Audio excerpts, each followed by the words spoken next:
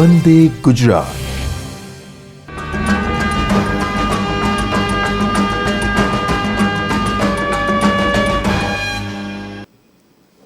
નમસ્કાર વિદ્યાર્થી મિત્રો. ગુજરાત માધ્યમિક અને ઉચ્ચતર માધ્યમિક શિક્ષણ બોર્ડ દ્વારા આયોજિત અને બાયસેક દ્વારા પ્રસારિત ધોરણ 11 અંગ્રેજી દ્વિતીય ભાષાના વિડિયો લેક્ચરમાં આપ સૌનું હાર્દિક સ્વાગત છે. આજે આપણે યુનિટ 2 વિશે વાત કરવાના છીએ મિત્રો. આપણે પીપીટીમાં જોઈએ. Standard 11 English second language unit 2 એની અંદર read 1 autofab technology reading કોમ્પ્રિહેન્શનથી શરૂ કરીએ આપણે. મિત્રો, તમે જોઈ શકો છો એક આવો સિમ્બોલ તમે ક્યાંક ને ક્યાંક જોયો હશે. Reduce, reuse, recycle. આમ તો અત્યારના સમયની અંદર આ શબ્દો ખૂબ જાણીતા છે. Reduce, reuse and recycle. હવે 3 શબ્દો સહેજ સમજીએ કે આ શબ્દો શું કહેવા માગે છે, આ સિમ્બોલ આપણને શું સમજાવે છે. આપણા પ્રી ટાસ્કની અંદર છે જ. રિડ્યુસ એટલે ઘટાડવું, ઓછું કરવું. રીયુઝ પુનઃ ઉપયોગ, ફરીથી ઉપયોગ કરવો. અને રીસાયકલ એના એ વસ્તુનો ઉપયોગ રીસાયકલ કરવો.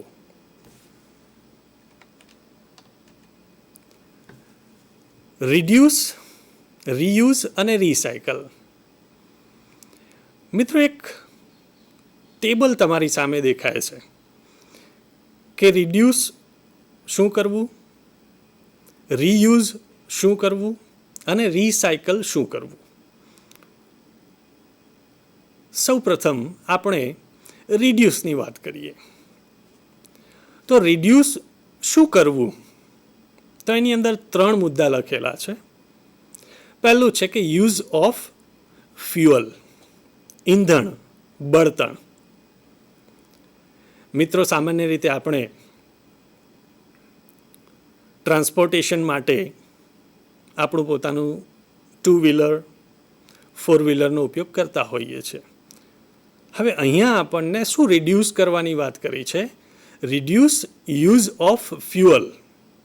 ફ્યુઅલ એટલે ઈંધણ, બળતણ. ફ્યુઅલનો ઉપયોગ ઘટાડવાનો છે.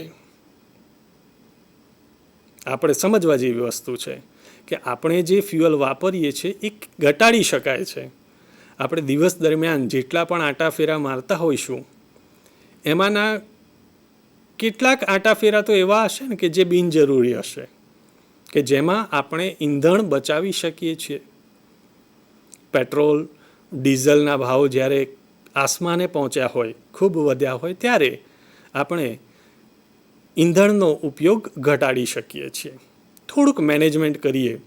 ધારો કે બજારમાં કોઈક વસ્તુ લેવા જવાનું છે તો આપણે વસ્તુઓનું આખું લિસ્ટ બનાવી અને જ્યારે ઘણી બધી વસ્તુઓ ભેગી થાય એ વખતે એકવાર જઈ અને એ તમામ વસ્તુઓ લઈ આવીએ તો એ આપણા માટે એવું કહેવાશે કે આપણે ફ્યુઅલનો રિડ્યુસ, ઘટાડો કર્યો છે.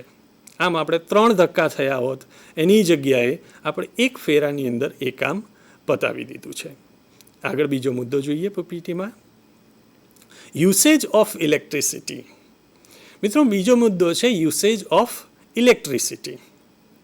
એટલે કે આપણે જે ઇલેક્ટ્રિસિટી વાપરીએ છીએ, આપણા ઘરે જે ઇલેક્ટ્રિસિટી આવે છે, એ ઇલેક્ટ્રિસિટીનો ઉપયોગ આપણે ઘટાડી શકીએ છીએ. તો મિત્રો, કેવી રીતે? હવે આપણે એમ કહીએ કે ગરમી લાગે તો પંખો, એસી આ બધું જોઈએ જ. 100% વાત સાચી છે આપણી કે ઇલેક્ટ્રિસિટીનો ઉપયોગ તો આપણે કરવો જ પડે છે. કારણ કે ઇલેક્ટ્રિસિટીથી તો આપણે સંકળાયેલા છીએ. એટલે એ ઇલેક્ટ્રિસિટીનો યુસેજ આપણે કેવી રીતે ઘટાડી શકીએ એ સહેજ વિચારવાની બાબત છે.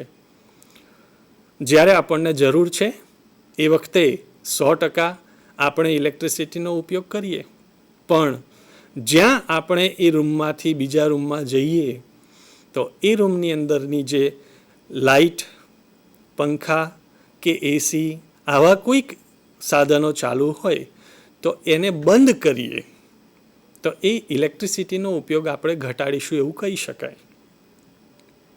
એ સિવાય અત્યારના સમયની અંદર આપણે બધાની પાસે સ્માર્ટફોન ધરાવીએ છીએ. મિત્રો, આપણા ઘરમાંના જેટલા મેમ્બર્સ હશે એટલા ફોન તો હશે જ, અને એટલા લોકોના ચાર્જર પણ હશે. આપણામાંના ઘણા બધા મિત્રોને ફોન ચાર્જમાં મૂકવાનો યાદ આવશે, પણ જ્યારે ફોન ચાર્જમાંથી કાઢીએ છીએ ત્યારે એ ચાર્જરની સ્વિચ બંધ કરવી જરૂરી છે. આવી રીતે પણ મિત્રો આપણે ઇલેક્ટ્રિસિટીનો ઉપયોગ ઓછો કરી શકીએ છીએ. ત્રીજો મુદ્દો છે યુસેજ ઓફ પેપર. કાગળનો ઉપયોગ આપણે ઓછો કરીએ. મિત્રો, બહુ જ સમજવા જેવી વાત છે. સેવ ટ્રીઝ, વૃક્ષોને બચાવો. બરાબર, અહીં વાત કરે છે યુસેજ ઓફ પેપર. આપણે પેપરનો ઉપયોગ કરવામાં ઘટાડો કરીશું તો એનાથી ઇનડાયરેક્ટલી વૃક્ષોનો બચાવ થવાનો છે. તો તમને પ્રશ્ન થશે કે કેવી રીતે, કે કાગળનો બચાવ આપણે ઓછો કરીએ તો એમાં વૃક્ષોની બચત કેવી રીતે થાય છે? તો આપણે એ યાદ રાખવું જોઈએ કે કાગળ બને છે વૃક્ષોમાંથી જ. બરાબર, હવે દરેક સ્કૂલના દરેક વિદ્યાર્થી જે કંઈ નોટબુક વાપરતા હશે, લખતા હશે, ખાલી એક વિચાર કરો, આખા ગુજરાત રાજ્યની અંદર જેટલા પણ વિદ્યાર્થીઓ છે એ તમામ વિદ્યાર્થીઓ પોતાની નોટબુકમાં, સાચું પ્રામાણિકતાથી કહેજો, પહેલા પેજની અંદર તમે શું લખો છો? પોતાનું નામ, વિષય, રોલ નંબર આવું બધું લખો છો ને? બરાબર. ખાલી એક વિચાર કરો કે આપણી પાસે 6 કે 7 વિષય હોય અને આપણા એ 6 કે 7 ચોપડાનું એક પેજ આપણે આવી રીતે યુઝ કરીએ છીએ. એની જગ્યાએ પહેલા પેજથી જ જો લખવાની શરૂઆત કરી દઈએ તો આપણા 7 પેજ બચે છે. આખી સ્કૂલના વિદ્યાર્થીઓ જુઓ તો જેટલા પણ આપણા વિદ્યાર્થીઓ હોય, 200, 500, 1000, 2000 જેટલા પણ વિદ્યાર્થીઓ હોય, દરેક વિદ્યાર્થીઓની દરેક વિષયનું એક પેજ, એટલે કેટલો બધો ઘટાડો થશે વિચાર કરો. અને સમગ્ર રાજ્ય લેવલે જોઈએ તો આખા રાજ્યના તમામ વિદ્યાર્થીઓ જો એમનું પહેલું પેજ નામ લખવા પાછળ બગાડશે તો કેટલો બગાડ થઈ શકે. બરાબર મિત્રો, પર્યાવરણલક્ષી આપણે અભિગમ થોડો અપનાવીએ અને બિનજરૂરી કાગળ ન વાપરીએ. જે જગ્યાએ જરૂર છે ત્યાં જ આપણે કાગળ વાપરીએ. આપણા ચોપડાની અંદર કોઈ પણ પેજ ખાલી ન રહેવું જોઈએ, આનું પણ ધ્યાન રાખીએ. કારણ કે આપણે લખવાની ઘણી બધી વસ્તુઓ છે, આપણે ઘણો બધો ઉપયોગ કરી શકીએ એમ છીએ, પણ ક્યાંક ને ક્યાંક આપણે લોંગ ટર્મ વિચારતા નથી. કે આપણે એક પેપર એમ ફાડીને ફેંકી દીધું કે ભાઈ હેન્ડરાઇટિંગ થોડા ખરાબ આવ્યા, કાગળ કાઢી દીધું, ફાડી દીધું અને ડૂચો કરીને ફેંકી દીધું. ખૂબ જ નુકસાન થાય છે મિત્રો. પ્રિન્ટ કરવાનું હોય, ધારો કે કમ્પ્યુટરાઇઝ પ્રિન્ટ કરવાની હોય તો પ્રિન્ટ કરવામાં પણ ધ્યાન રાખીએ. વ્યવસ્થિત એડિટિંગ કરીને જ ફાઇનલ પ્રિન્ટ કરીએ, જેથી કરીને વધારે કાગળનો બચાવ આપણે અટકાવી શકીએ. પીપીટીમાં જોઈએ તો મિત્રો આ મુદ્દો હતો રિડ્યુસનો. હવે સેકન્ડ, રીયુઝ, પુનઃ ઉપયોગની વાત કરીએ તો એમાં પહેલો પોઈન્ટ લખ્યો છે ice cream sticks as photo frame. તો જે આર્ટવાળા જે વિદ્યાર્થીઓ હોય, જેની અંદર કોઈક કળા છે, એ એવા વિદ્યાર્થીઓ આઈસ્ક્રીમ સ્ટિક્સ ઘરની અંદર આઈસ્ક્રીમ ખાવા માટે લાવ્યા હોય, કેન્ડીઝ લાવ્યા હોય, અથવા તો એવી જે કંઈ સ્ટિક્સ પડી છે એનો એ ફોટો ફ્રેમ બનાવવા માટે ઉપયોગ કરે તો એનાથી એ વસ્તુ આપણે બગડતી અટકાવવાના છીએ. આમ તો ફેંકી જ દેવાના છીએ, પણ એ આવી રીતે ફરીથી રીયુઝ કરી શકીએ અને ફોટો ફ્રેમ ડેકોરેટ કરી શકીએ. આગળ જોઈએ. Used clothes for cleaning. બીજો મુદ્દો છે રીયુઝનો કે used clothes for cleaning.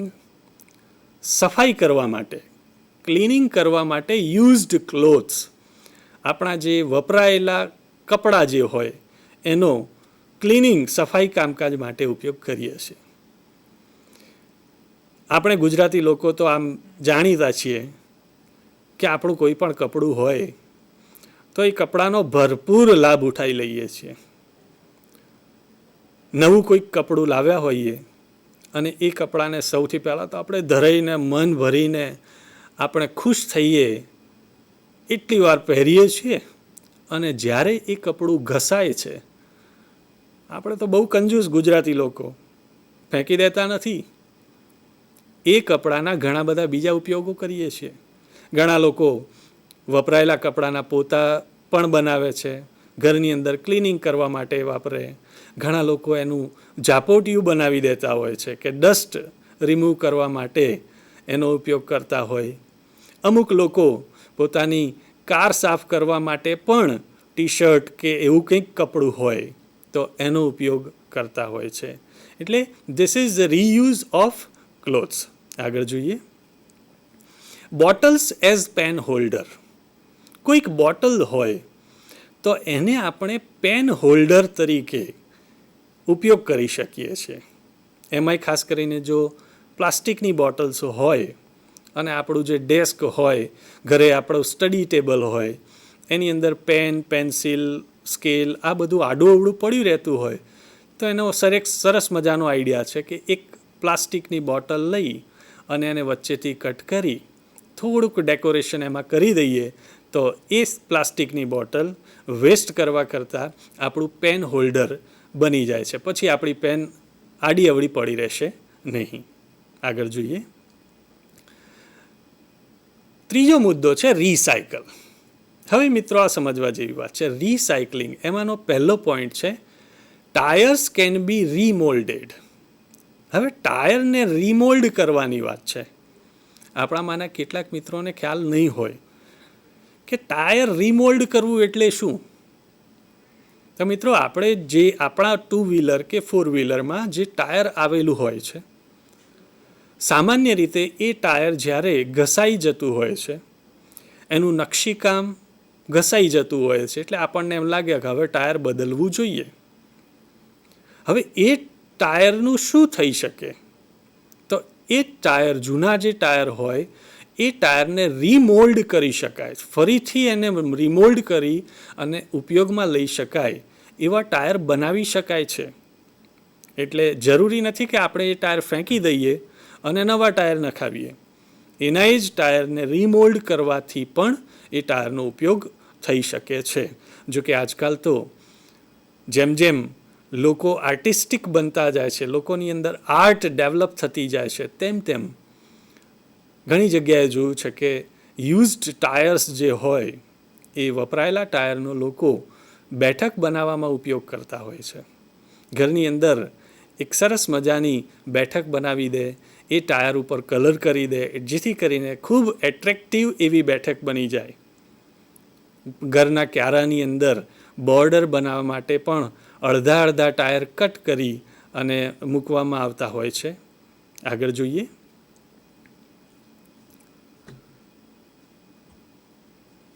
Newspaper for card boxes. હવે કાર્ડ બોક્સીસ બનાવવા માટે ન્યૂઝપેપરનો ઉપયોગ, એનો પણ રિસાયકલ કરવા માટે કાર્ડ બોક્સ જે બનાવવા માટે ઉપયોગ થઈ શકતો હોય છે. અને electric parts for new parts. Electric parts જેટલા પણ હોય છે એનો નવા પાર્ટ્સ બનાવવામાં ઉપયોગ થતો હોય છે. ખાસ કરીને આપણા જે ઇલેક્ટ્રિક સાધનો આપણા ઘરની અંદર જે હોય છે, ઇવન આપણા જૂના મોબાઈલ ફોન્સ પણ એ રિસાયકલ થાય છે અને એની અંદરના પાર્ટ્સનો ઉપયોગ થતો હોય છે. તો મિત્રો આવી રીતે આપણે રિસાયકલ કરી અને પણ પર્યાવરણમાં ઘણો બધો ફાયદો કરી શકીએ છીએ.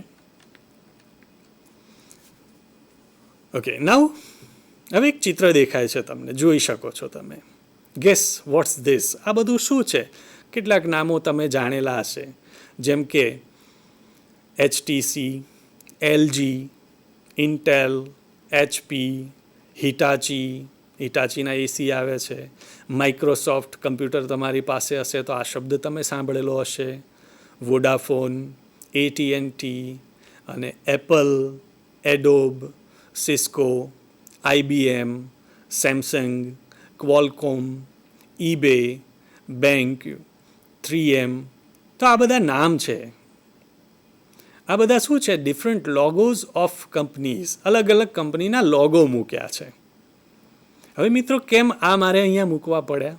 તો they are connected with us directly or indirectly.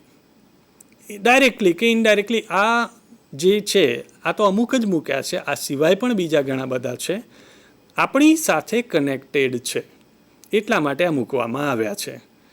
તો આ બધા ટેકનોલોજીને લગતા લોગો મૂકવામાં આવ્યા છે. ધારો કે હિટાચી કંપની એસી બનાવે છે, તો આપણા ઘરે કદાચ જોઈએ તો એસી હિટાચી કંપનીનું હોય. કેટલી સરસ મજાની ઠંડી હવા આપે અને આપણને ગરમી બિલકુલ લાગે નહીં. તો ટેકનોલોજીના કારણે આ બધું શક્ય બન્યું છે. એટલે આવી રીતે ડાયરેક્ટલી ઓર ઇનડાયરેક્ટલી આ બધા કંપનીઝ આપણી સાથે જોડાયેલા છે. હવે મિત્રો આપણે જો વાત કરીએ તો ઓટોફેબ ટેકનોલોજીનો ટૂંકમાં પરિચય મેળવીએ. આપણો જે રીડ 1 છે ઓટોફેબ ટેકનોલોજી, એનો ટૂંકમાં પરિચય મેળવીએ. ઓટોફેબ ટેકનોલોજી એક કમ્પ્યુટર દ્વારા બનાવેલી ડિઝાઇન મુજબ કાચા માલને ઘન સ્વરૂપ આપી સ્વયં સંચાલિત રીતે ઇચ્છિત વસ્તુ સર્જવા માટેની ટેકનોલોજી છે. જોજો કેવી ટેકનોલોજી છે. કમ્પ્યુટર દ્વારા બનાવેલી ડિઝાઇન મુજબ કાચા માલને ઘન સ્વરૂપ આપીને સ્વયં સંચાલિત રીતે ઓટોમેટિક ઇચ્છિત વસ્તુ, આપણે જે વસ્તુ મેળવવી છે એ સર્જવા માટેની, એ બનાવવા માટેની ટેકનોલોજી છે. અહીં ગ્રાહક પોતે કમ્પ્યુટર પર પોતાની, પીપીટીમાં જોઈએ આપણે, અહીં ગ્રાહક પોતે કમ્પ્યુટર પર પોતાની પસંદગીની ડિઝાઇન તૈયાર કરે છે. મતલબ પોતાની જે ઈચ્છા પ્રમાણેની ડિઝાઇન બનાવે કમ્પ્યુટર પર, એવી ડિઝાઇન મુજબ વસ્તુનું સર્જન થાય છે. આ ટેકનોલોજીથી ત્રિપરિમાણીય વસ્તુઓનું સર્જન થઈ શકે છે. ત્રિપરિમાણીય વસ્તુઓનું સર્જન એટલે જેને આપણે 3D કહીએ છીએ. આ ટેકનોલોજી દ્વારા 3D વસ્તુઓનું સર્જન થઈ શકે છે. આ પ્રોડક્ટની જવાબદારી, તેનું જોખમ અને પેટન્ટના અધિકારો એ ગ્રાહક સાથે વહેંચશે. આમ તો જે કંપની હોય એની પાસે આ બધું જવાબદારી, એનું જોખમ, એના પેટન્ટના અધિકારો હોય છે. પણ ઓટોફેબ ટેકનોલોજી દ્વારા જો સર્જન કરવામાં આવે તો એ ગ્રાહક સાથે વહેંચવામાં આવશે. તેથી ગ્રાહકને સહરચયિતા પણ કહેવામાં આવે છે. કેમ સહરચયિતા કહેવામાં આવે? કારણ કે આની અંદર ગ્રાહક પોતે એ વસ્તુનું સર્જન કરવા માટે જોડાયેલો હોય છે. ભવિષ્યમાં લોકો આ ટેકનોલોજીના વિવિધ લાભો મેળવી શકશે. આવી એક જબરજસ્ત ટેકનોલોજી છે ઓટોફેબ ટેકનોલોજી. સંપૂર્ણપણે સ્વયં સંચાલિત પ્રક્રિયાથી ઉત્પાદન થતું હોવાથી વસ્તુનું ટકાઉપણું અને ગુણવત્તા વધશે. સંપૂર્ણપણે સ્વયં સંચાલિત પ્રક્રિયા, ઓટોમેટિક પ્રોસેસ થતી હોય, એ પ્રોસેસ દ્વારા એનું પ્રોડક્શન, એનું ઉત્પાદન થતું હોવાથી જે કંઈ પણ વસ્તુનું આપણે સર્જન કરીએ છીએ એનું ટકાઉપણું અને ગુણવત્તા વધશે. ટકાઉપણું મતલબ કેટલા સમય સુધી ચાલશે એ વધશે અને એની ગુણવત્તા, જેને આપણે ક્વોલિટી કહીએ છીએ, એ પણ વધશે. વપરાયેલી વસ્તુઓનું પુનઃ સર્જન કરી નવી વસ્તુઓ બનાવવામાં આવશે. જે કંઈ વપરાયેલી વસ્તુઓ હોય એનું પુનઃ સર્જન કરી ફરીથી એ વસ્તુમાંથી કંઈક બનાવવામાં આવશે, નવી વસ્તુઓ બનાવવામાં આવશે, જેથી પર્યાવરણને ખૂબ જ મોટો ફાયદો થશે. જુઓ, ઇનડાયરેક્ટલી એ પર્યાવરણને મોટો ફાયદો કરે છે. વપરાયેલી વસ્તુઓ, સામાન્ય રીતે આપણા ઘરે જે કંઈ વસ્તુઓ ભંગાર સ્વરૂપે પડી હોય એનું આપણે શું કરીએ છીએ, એમાં પણ આપણે ગુજરાતી લોકો, સ્ટોક ભેગો કરવાવાળા લોકો વસ્તુઓ ભેગી કરી રાખીએ છીએ. દિવાળી આવે એટલે માળિયામાંથી બધો સામાન કાઢ્યો હોય એમાં કેટલોય ભંગાર પડ્યો હોય. સામાન્ય રીતે તમે જુઓ તો દિવાળીના સમયના થોડાક સમય પહેલાં ભંગાર લેવાવાળા બહુ જ આવે આપણી સોસાયટીમાં. કારણ શું? દરેક લોકો સાફ સફાઈ કરતા કંઈક ને કંઈક ભંગાર કાઢ્યો હોય. એમાંય કાઢતા જીવ ચાલે નહીં એટલે શરૂઆતમાં તો મૂકી રાખ્યો હોય. 1 વર્ષ પડ્યો રહે, 2 વર્ષ પડ્યું રહે, 3 વર્ષ પડ્યું રહે અને પછી એમ થાય કે હવે આ બધું ફેંકી દઈએ. એટલે આવી રીતે આ જે કંઈ ભંગાર હોય છે એ આપણે આપી દેતા હોઈએ છીએ. બરાબર? આગળ પીપીટીમાં જોઈએ. મોટા મોટા કારખાનાઓ વિકેન્દ્રિત થશે. મોટી મોટી ફેક્ટરીઝ હશે, કારખાનાઓ જે હશે એ વિકેન્દ્રિત થશે. કુદરતી હુનર ધરાવનારા ગામડાના કારીગરો આર્થિક સદ્ધર બનશે. આ ટેકનોલોજીના કારણે આવું થઈ શકશે કે જેની અંદર જે કુદરતી હુનર રહેલી છે એ ધરાવનારા ગામડાના કારીગરો આર્થિક રીતે સદ્ધર બનશે. ઓટોફેબની મદદથી વૈદ્યકીય દુર્લભ સેવાઓ સરળ બનશે. વૈદ્યકીય, મેડિકલને લગતી દુર્લભ સેવાઓ સરળ બનશે. જો મેડિકલની અંદર પણ એનો ઉપયોગ થશે. વૃદ્ધોનું સ્વાસ્થ્ય સુધરશે. માનવ આયુષ્યમાં વધારો થશે. શરીરને દર્દ રહિત સારવાર આપવામાં આવશે. સહેજ પણ પેઇન થશે નહીં. ઓટોફેબ પદ્ધતિઓના વિકાસથી કાચા માલનું સ્વરૂપ બિન અગત્યનું થઈ જશે. કાચા માલનું સ્વરૂપ અગત્યનું રહેશે નહીં, કોઈ પણ ફોર્મની અંદર ચાલશે. અને અતિશય આધુનિક ઓટોફેબ મશીન પરમાણુ રચનાને બદલી અન્ય વસ્તુઓમાં પરિવર્તિત કરશે. એની પરમાણુની રચના જ બદલી અને નવી વસ્તુ બનાવશે. ખરેખર આપણે વિચારવું પડશે કે જીવનનું સત્ય કે સંતોષ ભૌતિક વસ્તુઓ મેળવવામાં છે કે પછી તેના માટે કાર્ય કરવામાં છે. કારણ કે જે વસ્તુ બનાવવા માટે આપણે મહેનત કરીએ છીએ એ વસ્તુ બન્યા પછી સંતોષ થાય છે કે એ કાર્ય કરવા માટે જે મહેનત કરી એમાં આપણને સંતોષ મળે છે. તો મિત્રો, આવી કંઈક વાત હતી ઓટોફેબ ટેકનોલોજીની ટૂંકમાં પરિચય કેળવવાની. બરાબર? હવે આપણે now let's see in detail about autofab technology. હવે આપણે ઓટોફેબ ટેકનોલોજી વિશે ડિટેલમાં ચર્ચા કરીએ. ટૂંક પરિચય મેળવ્યો. Imagine you are in a car showroom and not happy with any model of the cars. સહેજ કલ્પના કરો કે તમે કોઈક કારના શોરૂમમાં ગયા છો અને એ કારના શોરૂમની અંદર જે પણ કાર્સ પડી છે એ કારના બધા મોડલ્સ તમે જોયા and you are not happy. અને તમને એમ થાય કે મને તો આમાંથી એક પણ મોડલ ગમતું નથી. શું કરવું? કાર જોવા માટે ગયા, ઘણી બધી કાર જોઈ, શોરૂમમાં 5-10 કાર પડી હોય, લેટેસ્ટ મોડલ્સ પડ્યા હોય. આપણે જોઈએ કે હા, આ કાર તો આ છે, મારો ફ્રેન્ડ કહેતો હતો કે આ કાર બહુ સારી આવે છે. બરાબર છે, આપણે રૂબરૂ એ કાર જોઈ પણ આપણને એમ થાય કે ચાલું આ કાર ડિઝાઇન આમ છે, આ કાર આગળથી આવી લાગશે, ઊંચી છે, નીચી છે. કાર લેતી વખતે ઘણી બધી કન્ફ્યુઝન થતી હોય છે અને એમાંની એક પણ કાર આપણને ગમે નહીં. હવે કરવું શું? વિચારવા જેવો પ્રશ્ન છે કે આપણે કાર લેવા માટે તો ગયા, કાર શોરૂમમાં પણ ગયા, બધી કાર જોઈ, એક પણ કાર ગમી નહીં. તો હવે કરવું શું? આગળ જોઈએ. You work on a computer and create your dream car on the screen. પછી તમે શું કરો છો? You work on a computer. બધી કાર જોઈ, એક પણ ગમી નહીં એટલે હવે તમે કમ્પ્યુટર લઈને બેસી જાઓ છો and create your dream car on the screen, અને સ્ક્રીન પર તમારી ડ્રીમ કાર તમે બનાવો છો. તમારા સ્વપ્નમાં તમને શોરૂમની એકેય કાર ગમી નહીં, એકેય મોડેલ ગમ્યું નહીં. હવે શું કરવું? તો તમે કમ્પ્યુટર લઈને બેસી જાઓ છો અને એક ડિઝાઇન બનાવો છો, જે તમારી ડ્રીમ કાર છે એ કાર બનાવો છો સ્ક્રીન ઉપર.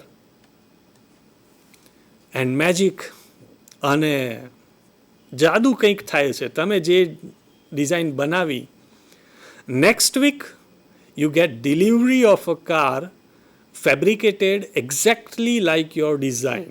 અને જાદુ શું થાય છે કે તમે જે કમ્પ્યુટર પર જે ડિઝાઇન બનાવી એ ડિઝાઇન મુજબની કાર, જાદુ જેવી કાર તમને આવતા અઠવાડિયે તૈયાર મળી જાય છે. મિત્રો, તમે બધા એક મૂવી જોયું હશે, ટાર્ઝન ધી વન્ડર કાર, અને ટીવી ઉપર અવારનવાર આવતું જ હોય છે. તો એની અંદર જે પેલી પર્પલ કલરની કાર તમે જે જોઈ હશે, આપણે એમ કહીએ કે બજારમાં આવી તો એક કાર જોવા મળતી નથી, તો આવી કાર આવી ક્યાંથી? તો મિત્રો, કાર ફેબ્રિકેટ આવી રીતે થઈ શકે છે. અને એ મૂવીની અંદર તમે એ કાર જોઈ હશે, અને એ કારની અંદર સાઈડમાં એક નામ તમે જોયું હશે, જો કદાચ ધ્યાનથી મૂવી જોયું હશે તો, DC. બરાબર? તો એ DC શું છે? એક લોગો છે. એક વ્યક્તિ છે, દિલીપ છાબરિયા કરીને એક વ્યક્તિ છે કે જે આવી રીતે કાર મોડિફિકેશન કરે છે. આપણી પાસે કોઈ જૂની કાર પડી રહી હોય, વાપરતા ના હોઈએ, અને આપણે જઈએ કે ચલો ભાઈ મને આ કાર તમે એને આવી મોડિફાય કરી અને મને બનાવી આપો. જે મિત્રો હિસ્ટ્રી ટીવી 18 કે નેશનલ જ્યોગ્રાફી કે ડિસ્કવરી ચેનલ જોતા હશે એમને ખ્યાલ હશે કે આવી રીતે કાર મોડિફાઈ કરવાના પણ પ્રોગ્રામ આવે છે, કે જેની અંદર વ્યક્તિ પોતાની જે ઈચ્છા હોય, પોતાની જે ડ્રીમ હોય, એ ડ્રીમ મુજબની કારનું વર્ણન કરે છે, અને એ મોડિફાયર એ પ્રમાણેની એ કલર કોમ્બિનેશનવાળી એમની રિક્વાયરમેન્ટ પ્રમાણેની કાર બનાવી આપે છે. આપણે એમ કહીએ કે મારે કારમાં પાછળની સીટમાં 32 ઇંચનું LED ટીવી લગાવવું છે, ઇટ્સ ક્વાઇટ પોસિબલ, બનાવી દેશે. No doubt you have to pay for that. એના માટે કંઈક ખર્ચો આપણે કરવો પડશે, બટ ઇટ્સ પોસિબલ, એ થઈ શકે છે કાર મોડિફિકેશન. આગળ જોઈએ. Such magic is possible through a process known as automated fabrication. મિત્રો, અહીંયા ચિત્રમાં તમે એક કાર જોઈ શકો છો, બરાબર? એટલે આવું કંઈક બનાવવું, such magic is possible through a process, એક પ્રોસેસ છે, અને એ પ્રોસેસ કયા નામથી જાણીતી છે? Automated fabrication. આ નામથી જાણીતી આ પ્રોસેસ દ્વારા આ વસ્તુ શક્ય છે. Automated fabrication or AutoFab is a set of technologies that automate the process for building three-dimensional solid objects from raw materials. હવે આ જે ઓટોમેટિક જે ફેબ્રિકેશનની વાત છે, એ એવી ટેકનોલોજી છે that automate the process for building three-dimensional solid objects from raw materials. એટલે મિત્રો, આ ટેકનોલોજી કંઈક એવી છે કે આપણી પાસે રો મટીરિયલ છે, અને એ રો મટીરિયલનો ઉપયોગ કરીને આપણે કંઈક નવી વસ્તુનું સર્જન કરવાનું છે. ધારો કે આપણને કંઈક પ્લાસ્ટિક આપી દેવામાં આવે, ભંગાર, પ્લાસ્ટિકનો ભંગાર આપી દેવામાં આવે, અને એમ કે ચલો ભાઈ હવે આ બધો પ્લાસ્ટિકનો ભંગાર આપણી જોડે પડ્યો છે, આમાંથી સરસ મજાની એક ફ્લાવર વાઝ, ફૂલદાની બનાવી દો. તો ઓટોફેબ ટેકનોલોજી આપણને આ વસ્તુ પ્રદાન કરે છે. એમાં આવી વસ્તુ શક્ય બને છે કે આપણે રો મટીરિયલનો ઉપયોગ કરીને, એ પછી એ પ્લાસ્ટિક ગમે તે હોય, પ્લાસ્ટિક એ પ્લાસ્ટિક હોય છે, અને એનો ઉપયોગ કરીને આપણે આ વસ્તુ બનાવી શકીએ છીએ. આગળ જોઈએ. Now it will be possible for human beings to acquire powers to manipulate the properties of matter. કોઈ પણ વસ્તુની જે પ્રોપર્ટીઝ, એના જે કેરેક્ટરિસ્ટિક્સ, એના જે લક્ષણો હોય એ લક્ષણોને મેનિપ્યુલેટ કરવા, એ લક્ષણોમાં કંઈક બદલાવ લાવવો, એટલે કહે છે કે now it will be possible, હવે શક્ય બનશે for human beings to acquire powers, human beings પાસે કંઈક પાવર આવશે to manipulate the properties of matter. કોઈ પણ વસ્તુના જે કેરેક્ટરિસ્ટિક, લાક્ષણિક જે ગુણધર્મો હશે એમાં કંઈક બદલાવ લાવવા એ માણસ માટે શક્ય બનશે. Autofab is now creating opportunities for manufacturers to satisfy the unique needs of customers. હવે આ તો એક તકની વાત થઈ કે ગ્રાહકની જે યુનિક નીડ હોય, ગ્રાહકની જે એકદમ સ્પેસિફિક યુનિક એવી કંઈક જરૂરિયાત હોય કે મારે આ વસ્તુ આમ જોઈએ, તેમ જોઈએ, પોતાની ચોઈસ પ્રમાણે જોઈએ, એ પૂરું પાડવા માટેની એક તક ઓટોફેબ પૂરી પાડે છે. એટલા માટે કહેવાયું છે કે autofab is now creating opportunities for manufacturers. જે કંઈ વસ્તુનું સર્જન કરવાવાળા મેન્યુફેક્ચરર્સ જે છે એ લોકો કસ્ટમર્સની યુનિક નીડ્સ, અલગ અલગ જે જરૂરિયાત હશે, અને એ પણ કેવી હશે, યુનિક, મારે જે વસ્તુ બનાવવી હશે એ કંઈક અલગ હશે, એ ક્યાંય દુનિયામાં હશે નહીં, એ મારા મગજની અંદર હશે, અને હું જે રીતનું વર્ણન કરીશ એ રીતે તે બનાવશે. In autofab the customer is a co-constructor. અને આ ટેકનોલોજીમાં જે કસ્ટમર જે છે ઇઝ અ કો-કન્સ્ટ્રક્ટર. આમ કેમ કો-કન્સ્ટ્રક્ટર કહેવામાં આવ્યો?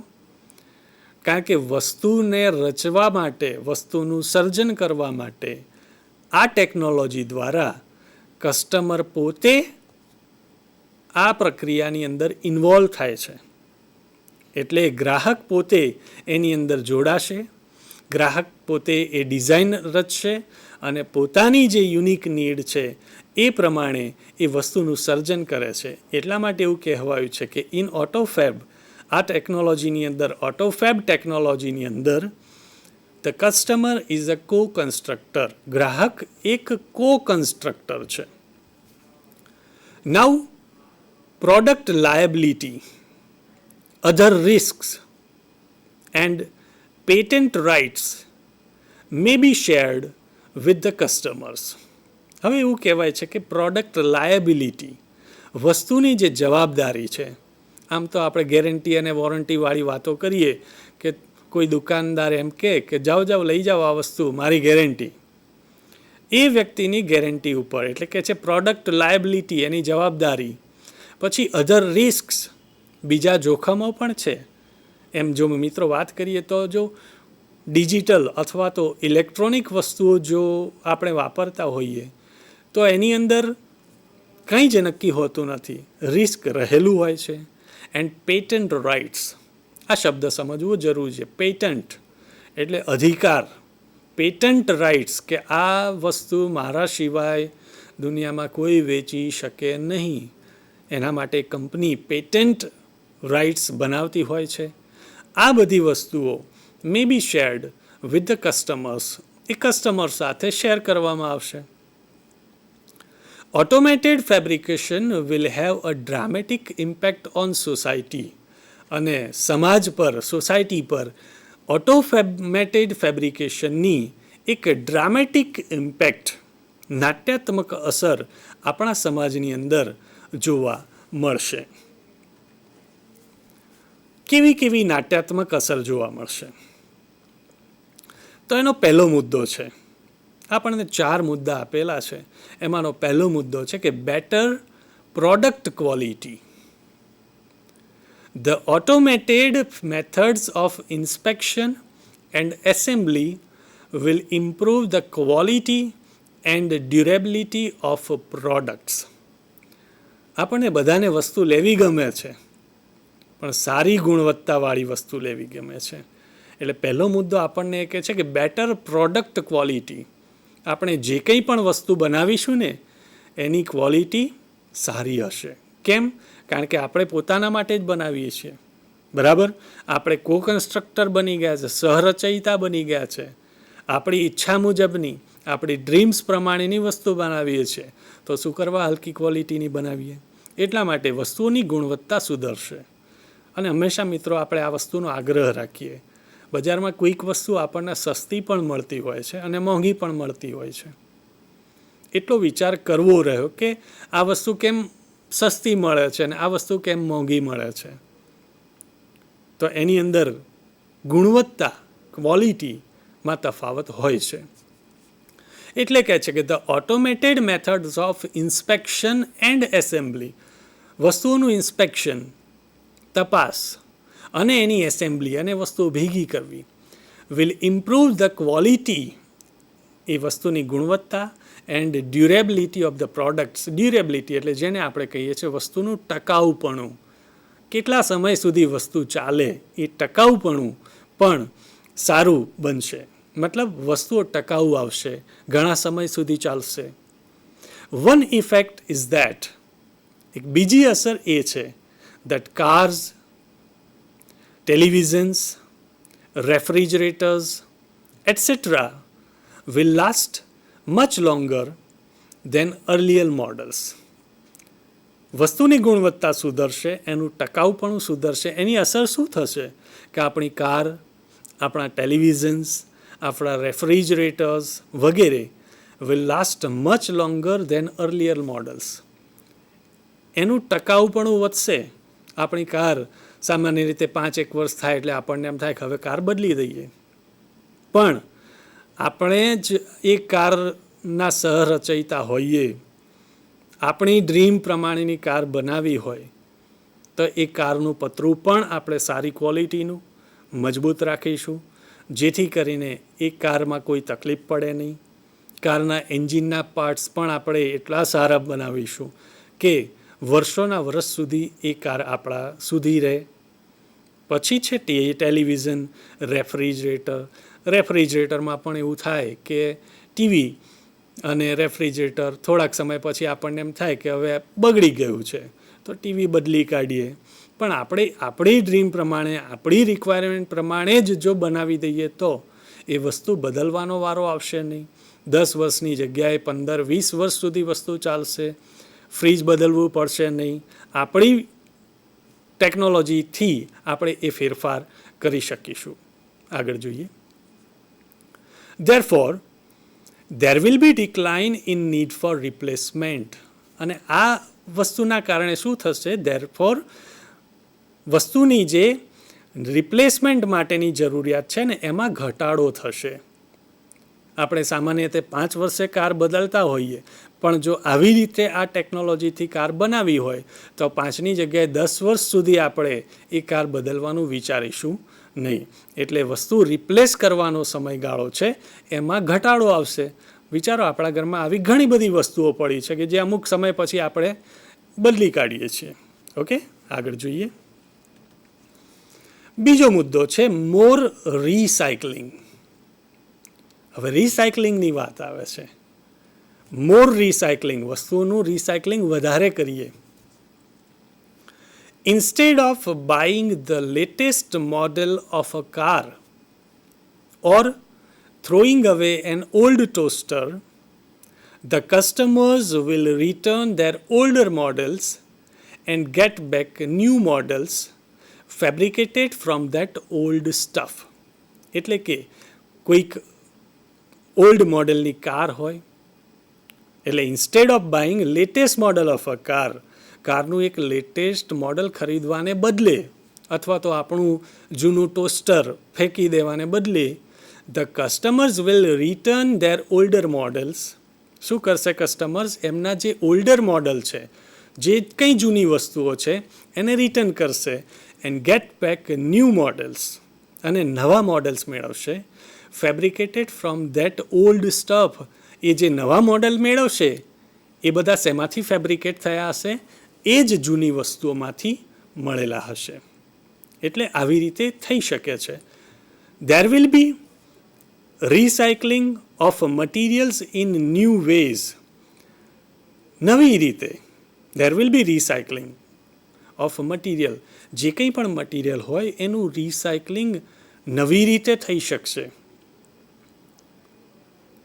This will be a great compensation to environment, અને એનાથી પર્યાવરણ માટે એક ખૂબ જ વળતર સમાન છે.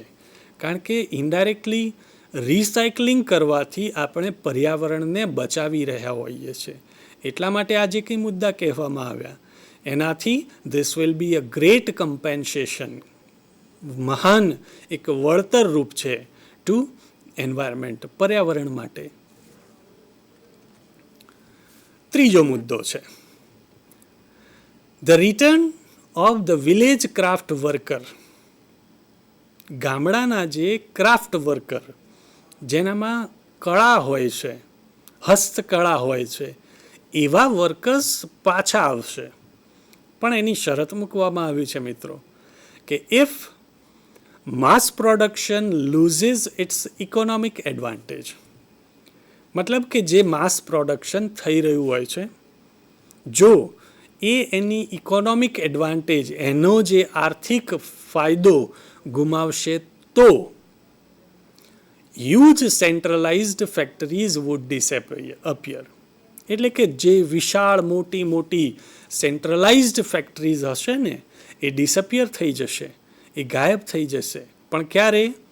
જો માસ પ્રોડક્શન એનું આર્થિક જે ગુણવત્તા છે, આર્થિક મૂલ્ય જે છે એનું ગુમાવશે તો મોટી મોટી ફેક્ટરીઝ એ નાશ પામશે.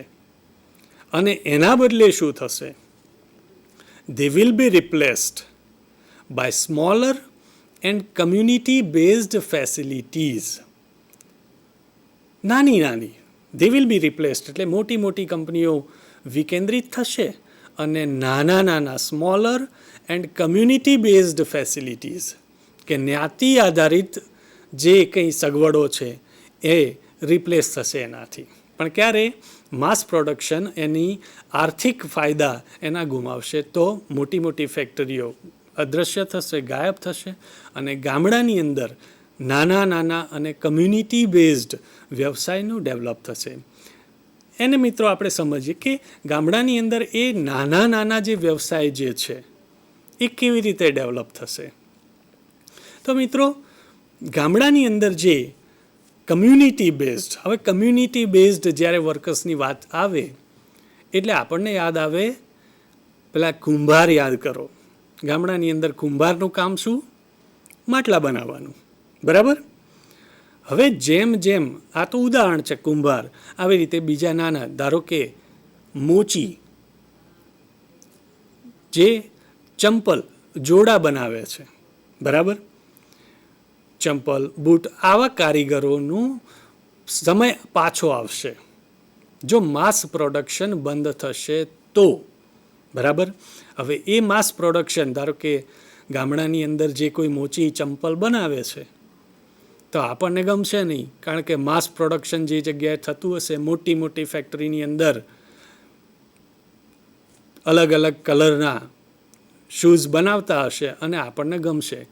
પણ ગામડાનો જે કારીગર બનાવશે એની ગુણવત્તા સારી હશે છતાંય ગમતું નથી. પણ જેમ મોટી મોટી ફેક્ટરીઓ વિકેન્દ્રિત થશે અને જ્યારે ગામડાના કારીગરો આ ટેકનોલોજીનો ઉપયોગ કરશે એટલે આપણી ડ્રીમ પ્રમાણે, આપણી ઈચ્છા પ્રમાણે, આપણા કલર કોમ્બિનેશન, આપણી ચોઈસ પ્રમાણે આપણી જોઈતી વસ્તુ મેળવી શકીશું.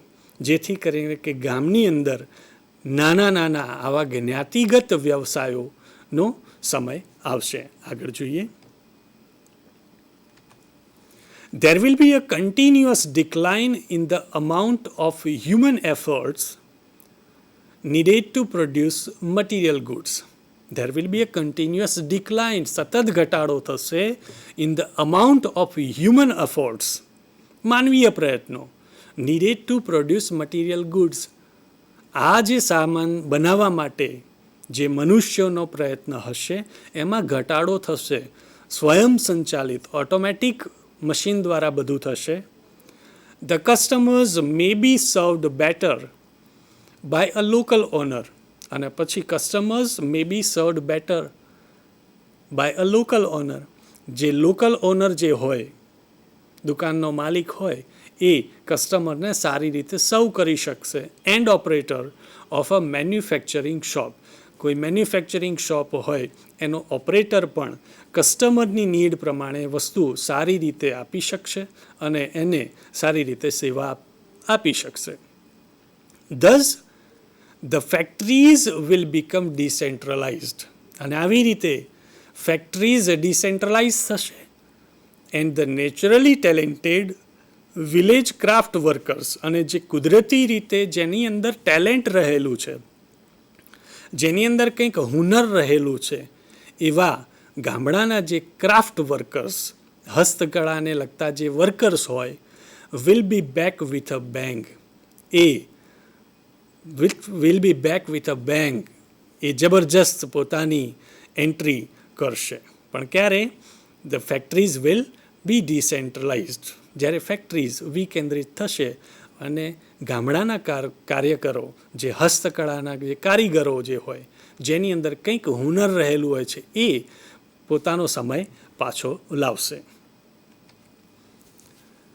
ચોથો મુદ્દો છે ન્યૂ મેડિકલ ટ્રીટમેન્ટ્સ.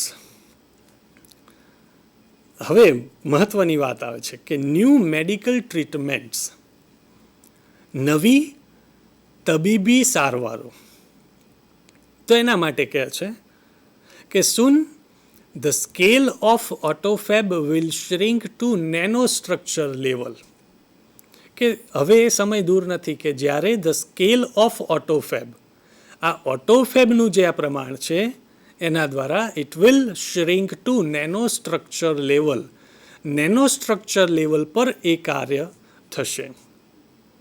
હવે આ નેનોસ્ટ્રક્ચર લેવલની સહેજ વાત કરીએ તો જેમ મિત્રો આપણે પહેલાં એવું કહેતા કે કમ્પ્યુટર્સ મોટા એક રૂમની સાઇઝના કમ્પ્યુટર્સ હતા, પણ જેમ જેમ ટેકનોલોજી ડેવલપ થતી ગઈ તેમ તેમ તમે જુઓ તો એ કમ્પ્યુટર્સની સાઇઝ ધીમે ધીમે ઘટતી ગઈ અને અત્યારે તો આપણા હાથની અંદર જે સ્માર્ટફોન છે એ એક કમ્પ્યુટર તરીકે જ કામ કરતું હોય છે. તો વિચારો આ ટેકનોલોજીના કારણે કેટલું શક્ય બને છે. એટલે this is a nanostructure level. આવી રીતે માઇક્રો વસ્તુ, શરૂઆતમાં ફોન મોટા હતા, જાડા હતા, હવે ફોન નાના થયા, પાતળા થયા અને એની અંદરના ફીચર્સ વધ્યા. એની અંદર ઇન્ટરનેટ આપણે યુઝ કરી શકીએ છીએ, એની અંદર સ્ટોરેજ થઈ શકે છે, આ બધું શક્ય બન્યું છે. એમ મેડિકલ ટ્રીટમેન્ટ્સની અંદર પણ નેનોસ્ટ્રક્ચર લેવલથી ઘણા બધા ફાયદા થશે. The size of newly manufactured medical instrument will be no bigger than a drug molecule. એટલે કે એક the newly manufactured medical instrument, medical માટેનું કોઈ એક ઇન્સ્ટ્રુમેન્ટ હોય, will be no bigger than a drug molecule. એક ડ્રગ એટલે કે એક દવાનો જે અણુ હોય ને એનાથી મોટો નહીં હોય. ઘણા બધા મિત્રોને ખ્યાલ હશે કે અત્યારના સમયની અંદર લોકોમાં હૃદયને લગતી બીમારીઓ થતી હોય છે, હાર્ટ એટેક આવતા હોય છે. તો આપણને ડૉક્ટર એમ કહે કે ભાઈ તમારી નળીઓ બ્લોક છે. તો આપણને એમ પ્રશ્ન થાય કે ડૉક્ટરને કેવી રીતે ખબર પડે કે આપણા હૃદયની નળી 2 નળી કે 3 નળી બ્લોક છે? તો એના માટે આ ટેકનોલોજીનો ઉપયોગ થાય છે. આપણા શરીરની અંદર એક એવી વસ્તુ એન્ટર કરવામાં આવે છે અને એ ક્યાં સુધી પહોંચે છે? આપણા હાર્ટની એ નળીઓ સુધી પહોંચે છે અને ત્યાં જઈને આપણને એટલે કે ડૉક્ટરને એ રિપોર્ટ આપે છે કે તમારા હૃદયની 2 નળી કે 3 નળી બ્લોક છે. પછી એને રિમૂવ કરવા માટેની પણ પ્રોસિજર હોય છે. તો વિચારો આ સાઇઝ કેટલી નાની હશે કે જે આપણા હૃદય સુધી પહોંચી આપણા શરીરની નસની અંદર જઈને પહોંચે છે. બરાબર? એટલે ઓટોફેબ ટેકનોલોજીથી the size of newly manufactured medical instrument, એ પછી કોઈ પણ સાધન હોય, મેં તમે જે વાત કરી એક ઉદાહરણ તરીકે વાત કરી, will be no bigger than a drug molecule. It will be possible to reconstruct ratified tissues and even reversal of matured tissue decay will be done. હવે રેટિફાઈડ ટિશ્યુઝ આપણા જે પરમિટેડ જેને મંજૂરી મળી હોય એવા ટિશ્યુઝ એવી પેશીઓને રીકન્સ્ટ્રક્ટ કરવી શક્ય બનશે. And even reversal of matured tissue reversal એટલે પાછું લાવવું ઓફ મેચ્યોર્ડ ટિશ્યુ જે પરિપક્વ થઈ ગયા હોય and decay matured tissue decay કદાચ મેચ્યોર્ડ ટિશ્યુ ડીકે સડી ગયા હોય તો એનું રિવર્સલ પણ થઈ શકશે વિલ બી ડન. એટલે આવી મેડિકલ ટ્રીટમેન્ટ્સ દ્વારા આ બધું શક્ય બનશે મિત્રો. The extension of human lifespan will continue. The extension એટલે લંબાવવું. The extension of human lifespan માણસનું જીવનનો સમયગાળો વધશે. કેવી રીતે? તો નવી ટેકનોલોજી સાયન્સ એટલું આગળ વધશે કે મનુષ્યનું જીવન સરેરાશ વધશે, આયુષ્ય લાંબુ થશે. જોકે ટેકનોલોજીનો ઉપયોગ તો થશે જ. The health of old people will improve. Old people જે ઘરડા લોકો હશે એમની હેલ્થ એમનું સ્વાસ્થ્ય સુધરશે. સામાન્ય રીતે આપણે જોતા હોઈએ છીએ કે ઘરની અંદર જે ઘરડા લોકો હોય એમને બીમારી આવતી હોય છે, પણ આ ટેકનોલોજીની મદદથી મેડિકલ ટ્રીટમેન્ટ્સ એવી થશે, મેડિકલ ઇન્સ્ટ્રુમેન્ટ્સ એવા આવશે કે જેથી કરીને મનુષ્યનું જીવનગાળો પણ વધશે અને ઘરડા લોકોનું સ્વાસ્થ્ય પણ સુધરશે. ઇટ ઇઝ લાઇકલી અને એવું છે it is likely that people will gain the ability to painlessly redesign their bodies. અને એવું શક્ય બનશે કે people will gain the ability, લોકોમાં એ આવડત આવશે to painlessly redesign their bodies. Painlessly જેમાં કોઈ પેઇન જ થશે નહીં, કોઈ જ દર્દ આપણને થશે નહીં, અને એવી રીતે રીડિઝાઇન ધેર બોડીઝ પોતાનું શરીર રીડિઝાઇન કરી શકે. જો બોડી બિલ્ડર્સ ઘણા અમુક આવતા હોય છે કે જે પોતાની બોડી બનાવતા હોય છે ને એ ક્યાંક ને ક્યાંક કોઈક ડ્રગ્સ અથવા તો કોઈક મેડિસિન્સ અથવા તો કોઈક ઇન્જેક્શન્સ અને એના દ્વારા પોતાનું શરીર બનાવતા હોય છે. એટલે એવું કહેવામાં આવ્યું છે કે પેઇનલેસલી રીડિઝાઇન, પેઇન થશે નહીં, આપણને દુઃખ થશે નહીં. સામાન્ય રીતે ઓપરેશનની વાત કરીએ તો ઓપરેશન દરમિયાન લોકોને ઘણો દર્દ સહન કરવું પડતું હોય છે, પણ હવે તો કેવી વસ્તુ થાય કે જ્યાં ઓપરેશન કરવાનું હોય એટલો ભાગ બહેરો કરી દેવામાં આવે છે. મતલબ કે એ ભાગની અંદર જે કંઈ વાડકાપ કરવામાં આવે, ડૉક્ટર ચીરો પાડે ને તો પણ આપણને સહેજ પણ દુઃખ થાય નહીં. અને આ બધું શેનાથી શક્ય બન્યું છે? આ ઓટોફેબ ટેકનોલોજીના દ્વારા આપણે પેઇનલેસલી કોઈ પણ દુઃખ, દર્દ કે પીડા વગર આપણા શરીરને રીડિઝાઇન કરી શકીએ છીએ, પુનઃ ડિઝાઇન કરી શકીએ છીએ. The combined effect of such changes could be dramatic. હવે મિત્રો સમજવા જેવી વાત આવે છે કે ધ કમ્બાઇન્ડ ઇફેક્ટ, આની જે કમ્બાઇન્ડ મિશ્રિત જે અસર છે ઓફ સચ ચેન્જીસ, આવા બદલાવોની, કુડ બી ડ્રામેટિક, એ નાટ્યાત્મક હશે. ઇટ ઇઝ, પીપીટીમાં જોઈએ, it is believed that after some years a small mountain top community could be self-sufficient. અને એવું માનવામાં આવે છે કે થોડાક વર્ષો પછી પર્વત ઉપર રહેનાર કોઈ કમ્યુનિટી, કોઈ જ્ઞાતિ could be self-sufficient with a collection of fabricators and a solar power generator. એક આવા ફેબ્રિકેટરનું કલેક્શન અને સોલર પાવર જનરેટરની મદદથી એ જે માઉન્ટેન પર રહેનારી જે કમ્યુનિટી હશે એ પોતાના જીવન સંપૂર્ણ આધારિત કરી શકશે, સેલ્ફ સફિશિયન્ટ, બીજા કોઈ ઉપર આધાર રહેવો પડશે નહીં. As the methods of autofab advance, અને જેમ જેમ ઓટોફેબની જે ટેકનિક વધે છે તેમ the form of raw materials will be અનઇમ્પોર્ટન્ટ.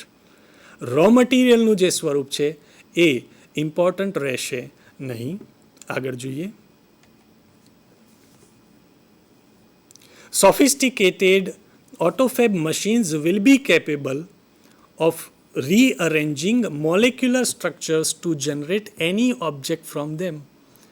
એટલે કે મશીન્સ પોતાના જે રીઅરેન્જ કરશે મોલેક્યુલર સ્ટ્રક્ચર, વસ્તુનું જે બંધારણ હશે ને એમાંથી જે નવી વસ્તુ બનાવવાની હશે એનું સ્ટ્રક્ચર પોતે બદલી શકશે. Plastic milk jugs and last night's punctured car tube could be molecularly rearranged to get a new table lamp. એટલે કે પ્લાસ્ટિક જગ અને કારની ટ્યુબ હશે એમાંથી આપણે એક નવો સરસ મજાનો લેમ્પ બનાવી શકીએ. આગળ જોઈએ. Highly improved AutoFab technology will perhaps be able to meet all our material desires, and the freedom resulting from this achievement will bring about a golden age of art, music, and scientific discovery. But the open question is whether people want such freedom and will rejoice it. બધું જ આપણને મળી રહેશે પણ લોકોને ગમશે આ આઝાદી, લોકોને આનંદ અપાવશે, લોકોનો એક ગોલ્ડન એજ આવશે આર્ટ, મ્યુઝિક અને સાયન્ટિફિક ડિસ્કવરીનો. અને in life it is often found that the greatest satisfaction comes not from getting what one wants but from working for it. The greatest challenge facing humanity as we proceed into the age of automated fabrications is to find a meaningful use or for ourselves. આપણા માટે એક challenge એ રહેલી છે કે આપણે આ બધી વસ્તુઓનો આપણા માટે મિનિંગફુલ ઉપયોગ કરી શકીએ. બરાબર છે? તો મિત્રો આપણા માટે આ ચેલેન્જ રહી છે કે માનવજાત માટે આ ચેલેન્જ એવી છે કે we proceed in to the age of automated fabrications. આપણે ઓટોમેટેડ ફેબ્રિકેશન્સ માટે આગળ જઈ રહ્યા છીએ પણ આપણા માટેની ચેલેન્જ શું છે? મિનિંગફુલ યુઝ, એનો અર્થપૂર્ણ ઉપયોગ. મતલબ કે આપણે વસ્તુઓ તો બનાવીએ છીએ, આપણા ઘરે જો આવું મશીન આવી ગયું, ચલો આપણને આવું મશીન મળી ગયું ઓટોફેબ ટેકનોલોજીવાળું કે જેથી કરીને આપણે આપણી ઈચ્છા મુજબના મશીન અથવા તો કંઈક વસ્તુઓનું સર્જન કરી શકીએ. આપણા ઘરનો જે ભંગાર હોય, પ્લાસ્ટિક અથવા તો લોખંડ જે કંઈ હોય એ બધી વસ્તુઓ જે પડી છે એનો હવે આપણે કંઈક નવી વસ્તુ બનાવવી છે. શું બનાવીશું? તો જો આપણા ઘરમાં આપણી પાસે જો આવું મશીન આવી જાય તો આપણે જઈને તે વસ્તુઓ બનાવવાની શરૂઆત કરી દઈએ. કેમ આપણે? કારણ કે ભાઈ આપણું જ છે, આપણી જ વસ્તુઓ છે, આપણી પાસે આ ટેકનોલોજી છે, આપણી પાસે આ સિસ્ટમ છે, તો આપણે ગમે તે વસ્તુ બનાવી દઈએ. પણ આપણા માટે ચેલેન્જ એ રહી છે કે આ વસ્તુનો આપણે એક અર્થપૂર્ણ મિનિંગફુલ ઉપયોગ કરીએ જેથી કરીને બિનજરૂરી વસ્તુઓ વાપરીએ નહીં. તો મિત્રો આવી વાત કંઈક હતી ઓટોફેબ ટેકનોલોજીની.